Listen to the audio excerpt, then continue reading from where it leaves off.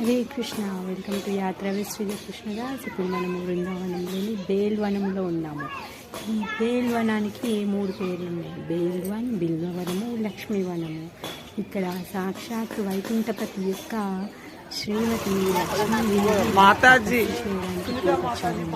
అందుకే లక్ష్మీవనము అనేసి అంటారు.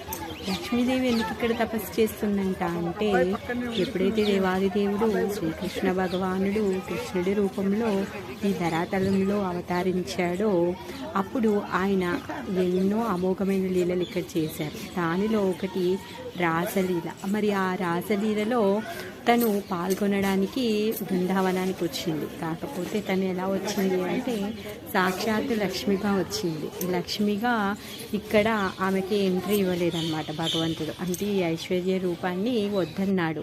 తను సాధారణమైన గోప బాలికగా ఉంటే తను స్వీకరిస్తాడనమాట. అందుకు కోసంగానే భగవంతుడితో రాసలీల చేయడం కోసంగానే లక్ష్మీదేవి ఇక్కడ తపస్సు చేసిందనమాట. అదే ఈ బేల్వనం. ఇక్కడ చాలా పెద్ద పెద్ద బేలు వృక్షాలు ఉంటాయి. ఇవి